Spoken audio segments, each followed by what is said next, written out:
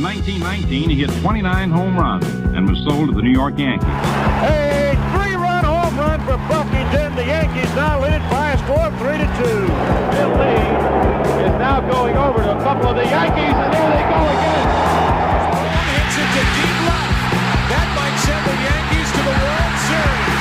Varitek and A-Rod going at it. Roberts is going. Posada's throw. Roberts safe. What can I say? Just tip my hat and call the Yankees my daddies. Welcome to Fanbase, a deep dive into the greatest rivalry in sports, episode 189. We got basically the first weekend under our belts. Some surprises, some maybe not surprises. I mean, I'll summarize what we're going to talk about. We're going to delve in quickly the great start the Yankees have, the struggling start the Red Sox have. We'll talk about those Yankee bats. We'll talk about Rafi Devers, and we'll go from there.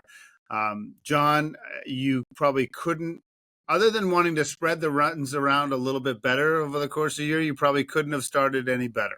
No, you seriously couldn't. It was almost like I didn't believe what I was watching on the game over the weekend. But, you say you start the season, but it's like the Yankees and some players like Judge himself, they've accumulated like a whole month worth of stats. It's nuts what they've done over the weekend. And it just absolutely trounced Milwaukee with 36 runs over the weekend. Unbelievable. And listen, it's not a hard call. He's the reigning MVP, I think. I mean, but I really thought Judge would have a better start, and obviously he has. And what did you say? No more April Judge, right? No April Judge, because he was in rough shape last year. I mean, in comparison, if you look at what Judge did last April, let's see, he had where is it? He had 3 home runs and 8 RBIs over the weekend. And I wrote it down here. And in April, he had the whole month of April. He had, I wrote it down, 16 RBIs the whole month of April. Can you believe that? I doubt he had more than 3 home runs either in April. I mean, he did nothing for a couple of weeks to start the season. No, he wound up batting like just over 200 by the time May came around. But yeah, obviously, Judge is off to a hot start. It's funny when you watch that game.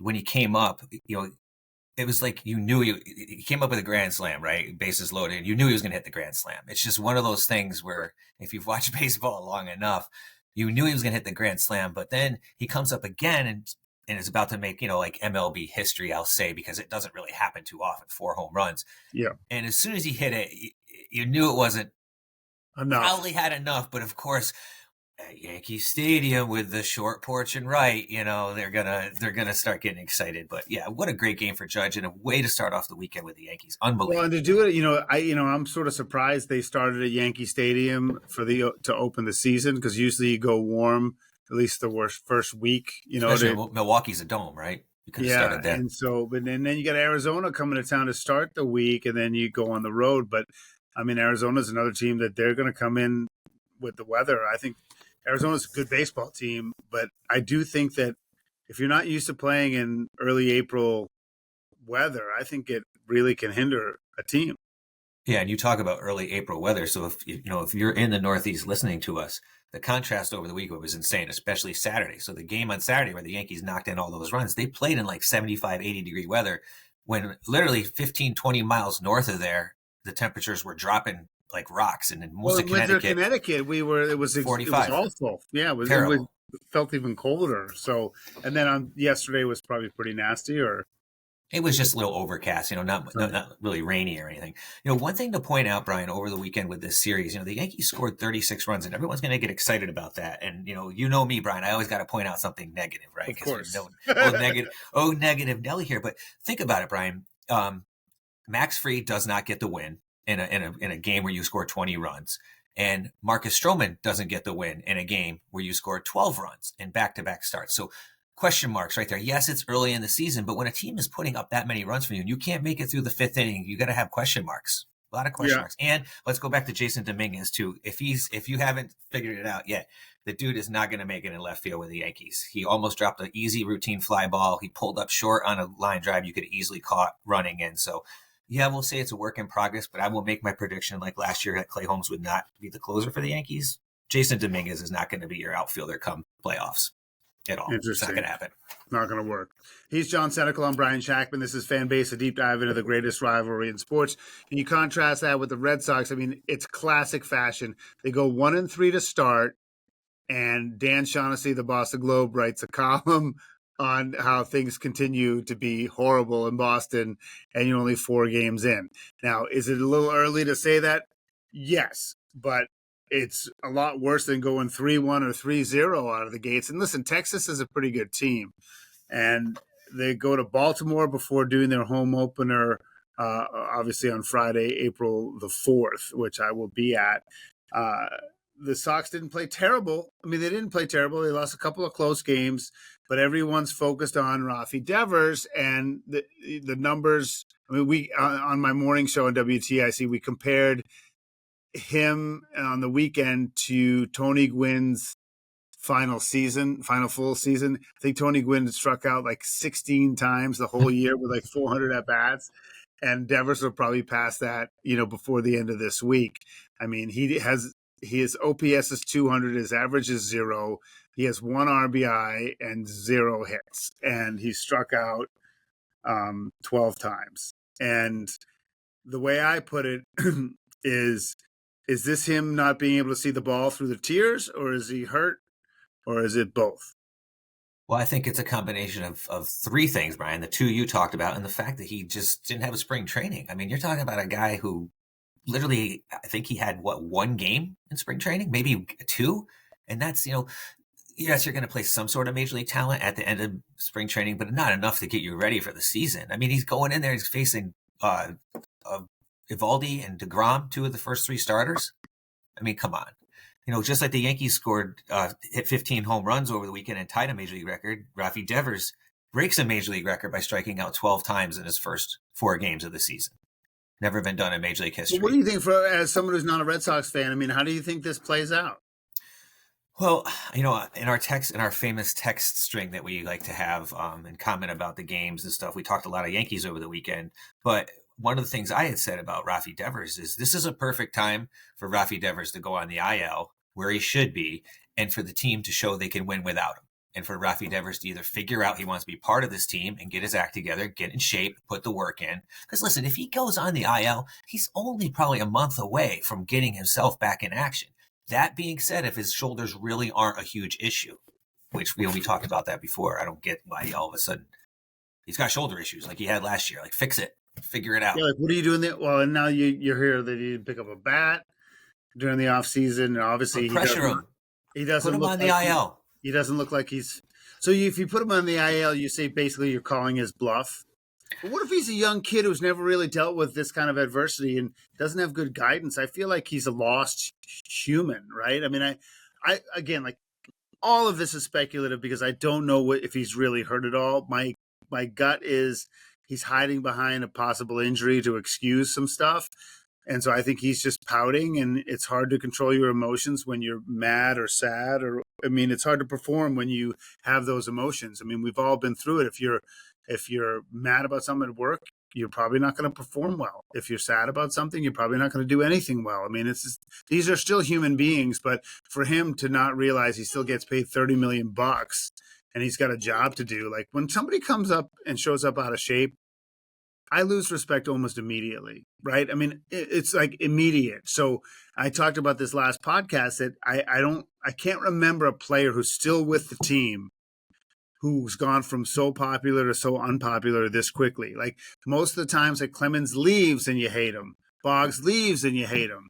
Maybe Lester. But what's his name? Johnny Damon or Beckett. Josh Beckett was a total, jackwagon at the end, but we didn't find out until he was gone, right? So, I mean, Pedro was difficult, but everyone still loved him, and everyone still loves him. So I can't think of a comp because I'm curious because I'm going to opening day on Friday. Like, is he going to get booed? Well, he's got a few days to figure it out, but I honestly think he's still hurt and he's out of shape, and that's what's ruining him is the most. And I think it might be the Red Sox are almost kind of saying like, hey, it's like leaving a starter out there, let him take his lumps. Like, they're basically saying, listen, you prove to us that you're healthy and stay on the field, or you're going to have to go on the IL. The Red Sox are not going to keep this guy in the lineup more than this week if he's not performing. It's just how it's going to be, and that's the quickest way to take a superstar out of the lineup is IL. The Yankees have done it 100 times. Right. Now but you say it doesn't take pressure off him; it'll end up putting more pressure on him. I think it puts more pressure on him because he don't think he doesn't hear this chatter. I mean, he knows he's out of shape. All you got to do is look in the mirror. Yeah, yeah. I was curious about the rest of baseball. Is there anything you've sort of seen that's interesting to note? Obviously, there's the Blue Jays already lost Scherzer. Yeah, I don't know. It's so early in the season. I think what we have to talk a little bit more about is these bats that the Yankees are using. I think that's the that's on our agenda. Yeah. I mean, we talked about how many runs they're scoring, but of course, everybody's attributing to the torpedo bats, right? Like these bats definitely look different, but it's totally within the realm of legality in MLB. And as a matter of fact, they've been available because MLB uses Victus as their official bats since the 2023 season. These bats have been available to make if they needed them. And basically what it is it's a modification of a bat, obviously, but the Yankees were the ones who kind of dreamed this thing up last year. And a guy named Aaron Leinhart, who's an actual MIT physicist, a former MIT physicist who worked for the Yankees, who now works for the Florida Marlins. But he dreamed this concept up about moving the density of the end of the bat more down towards the barrel for players that want to get more barrel on the bat. More down towards the handle. More towards the handle. So you're going to be thicker towards the handle and a little bit thinner on the end. So you're not going to have that traditional round end on a bat. It's going to look like a bowling pin in a way, kind of. I think it almost looks more like a bowling pin than a torpedo. Sorry. But, the Yankees, depending on what you read, we know Volpe's definitely using it. We know Jazz is definitely using it. Bellinger is definitely using it, and they're saying Goldie, Goldschmidt, and Wells are also using it. Now, there's other MLB players have used them this year. Junior Caminero used it. Ryan Jeffers used it for the Twins, and so it's available. It's available for players. Well, I mean, the concept is, I guess they did some studies that where were the contact points, and they were hitting the label more than the barrel, and so they just moved the barrel kind of more toward the middle, where it actually makes the most contact with the ball, which is logical. But that's another data. Like the baseball bats have been made the same way for 150 years, basically, although they've thinned the handle and lightened the bat. But it makes a lot of sense. It's kind of like another data-driven money ball kind of move.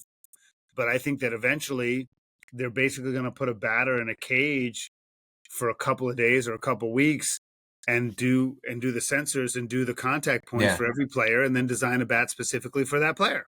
I mean, that's like casting a mold, basically. Yeah, I mean, and that's what you're going to get. But in some ways, I'm almost surprised that with all this quote unquote data garbage that we deal with all the time, that they haven't done something like that. Or they do that in other sports. They try to maximize. They do all these studies. They put all the contraptions on their body to show their motion, and then they design equipment that maximizes what they do. I mean, that's what we're talking about.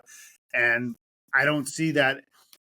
I don't love like the shift, and I don't love a whole bunch of other stuff. I don't launch angle, but this actually makes a ton of sense to me. That why wouldn't you customize a bat to someone's habits? Yeah, well, in the past, the bats have always basically been customized to weight, right? Like, I swing a 32-inch. It's very simple metrics. It's length and weight. 32 inches long, 29 ounces. But that's it. There hasn't been any other innovation on the bat. I mean, now you're basically changing the overall design and the look of the bat. And, given what you say, it's not for everybody, right? I mean, it's a different transfer of the weight. It's a different swing path. Guys that might be stronger might not want it. Like Aaron Judge doesn't want anything to do with it. But Cody Bellinger actually had a chance to use it last year. He used it in spring training of 2024 and never used it during the season. Now I say a version of that bat. The Yankees have fine-tuned the bat, and Volpe was using it all in spring training, and then Jazz tried it in a game, hit a double and a home run in it, and he said he was sold. So it's for some, it's not for others.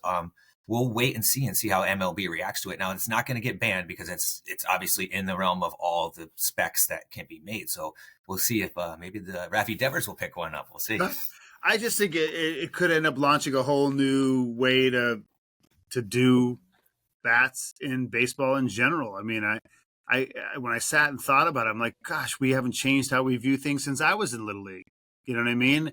The only thing I've noticed is that, per the weight, the handles have gotten narrower, which makes it easier to swing through with bats. Yeah, and then they had the little cupping on the end. The end of the bat got cupped in probably the late '80s, early '90s. Every once in a while, you'd see that.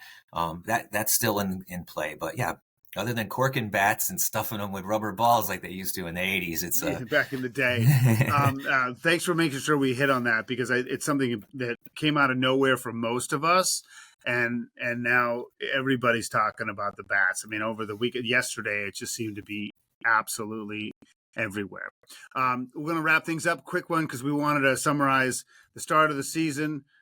Obviously, the bats and Rafi Devers. So we got to everything. We'll have another one either late this week or early next week. You've been listening to Fanbase, a deep dive into the greatest rivalry in sports.